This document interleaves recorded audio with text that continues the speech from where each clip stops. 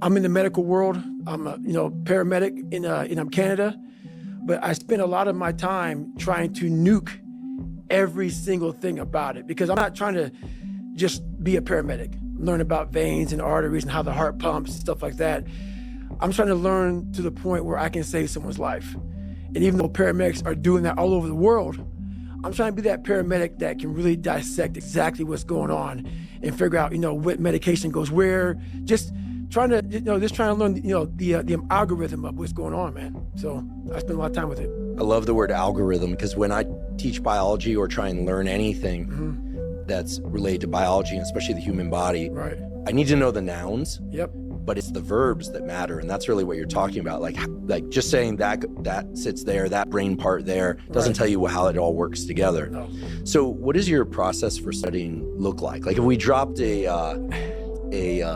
camera in the room, put a microphone into your inner dialogue. Right. Gosh, wouldn't we all love that? But if we dropped a microphone into your inner dialogue, are you waking up looking at the books and going, yeah, fresh day, let's learn? Or is some of the same resistance that you've talked about coming up around physical work, is that coming up from time to time? You know what?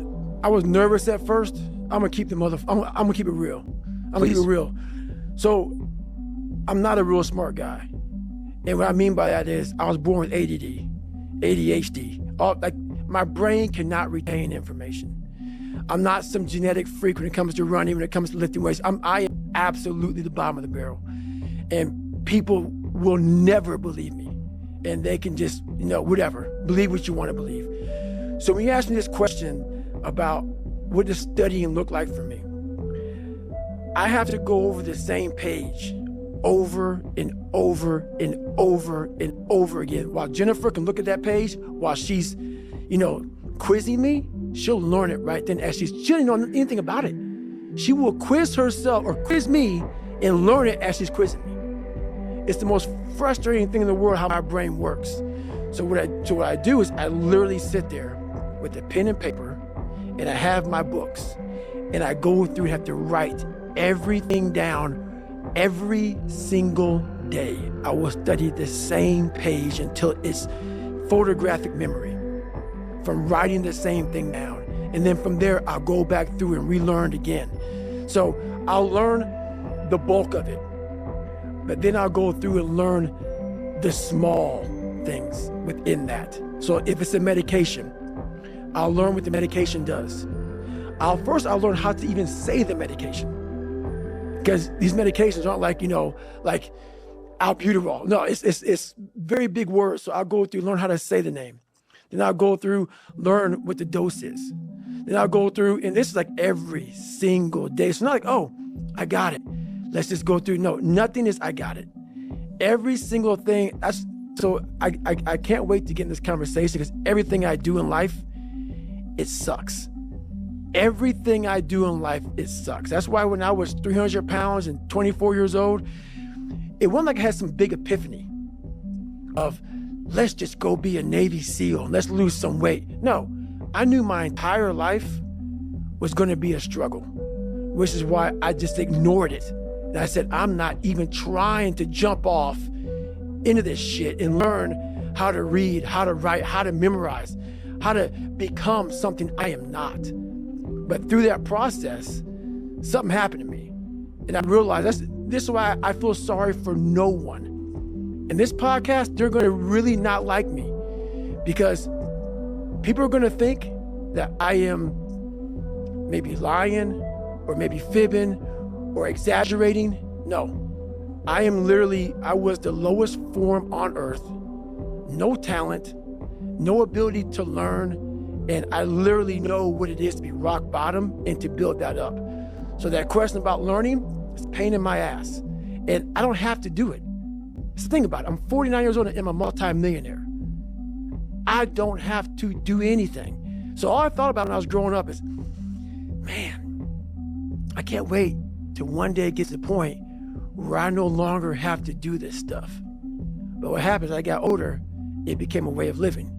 So how I do every day is how I do every day. It's a discipline, it's a regimen, it was a choice I made.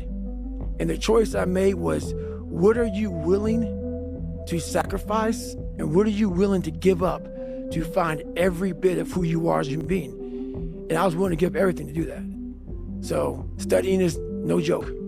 I love that you're studying. I recall a few years ago, I heard some interview or podcast with you, and you just threw out like, I don't know what I'll do next. Maybe I'll be a scientist. And I went, yeah. I was like, because I know you a bit, right. And I see your work out there, but we'd met before, that if you decided that, you were going to do it. Right. And learning medicine, which is what you're doing, right. Learning human physiology is so detailed. And people out there have to understand, when you look at a textbook and you see the veins and the capillaries different colors, when the body's open, they're not different colors, right? Right? They're not. Right. So, I mean, some things have different color contrast, but it's not like it's all labeled when you pop it open. Exactly. And so the process of writing things down by hand is important for you. So you go back and read those notes. Do you think about that stuff on your runs too? Or are you segmenting your day? Like when you're done studying, are you heading out for a run and thinking about other things, or are you still rehearsing the material in your head? So when I write it down and I'm actually looking down at this table right now because I'm back to right. So I'm actually there right now as I'm speaking to you. I write it down in a way that I'm memorizing page 69. So I'm writing it down, so then writing it down and that page sync together in my brain. So I'm looking at the book in my brain right now.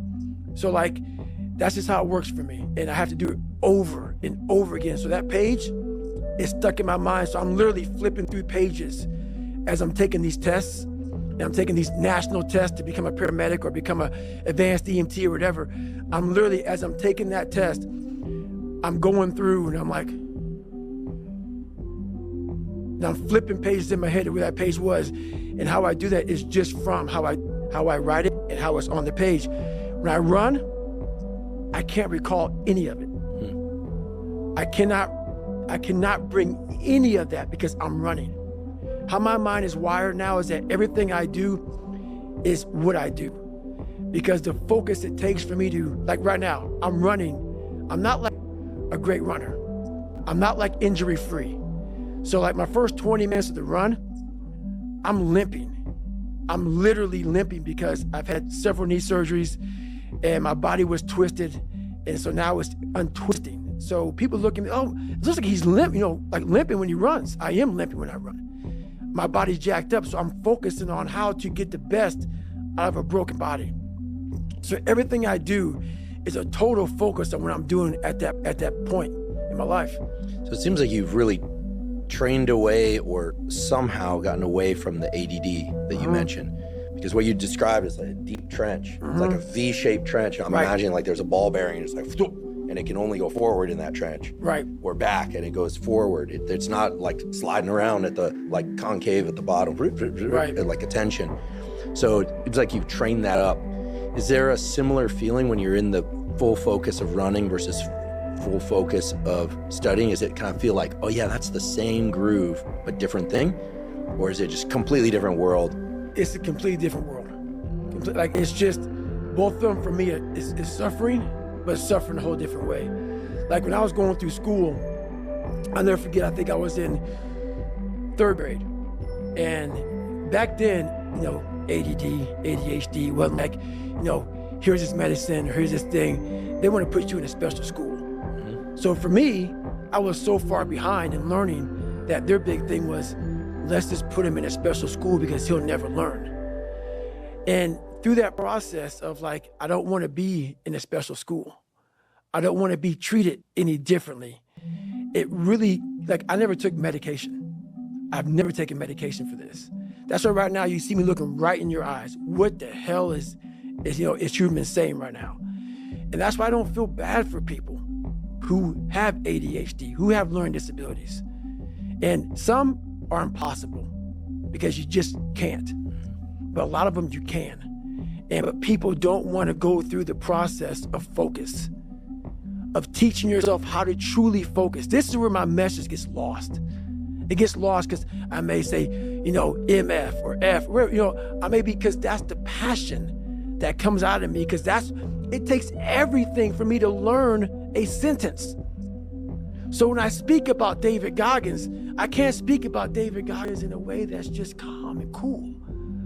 Because when I wake up, I know the journey that it takes for me to find my greatness. And it's hard. Nothing is easy. Nothing just like, oh, I wake up and I just do this or I do that, or it just, no, I watch people every day go through life and it's so easy. For me to be where I'm at today, it takes every bit of me. So when I speak about it, and as I get going here, you'll start seeing me, the tempo will rise, the passion will come out, because I'm back there. I'm doing what I do every day to become a human being. And so nothing is easy. Like running is running. It sucks. But you have a choice to make. Do you want to sit down and go back to that guy you once were? No. So this is what it takes. It takes that misunderstanding of people, and they'll never get it because they were never David Goggins. So that is what it takes for me to do what I do. It may take you something differently. So for me, everything has to be in the studying. Everything has to be into this. Everything has to be, and everywhere I am, it has to be there. Me, focused where I am. That's why you're my second podcast I've done since Rogan, since the book came out. I don't have time for that shit. Because if I want to be great, I'm not trying to maximize money or maximize people knowing me. I do these things because maybe someone out there will understand me and get it and say, I can grow from this guy. And others just won't.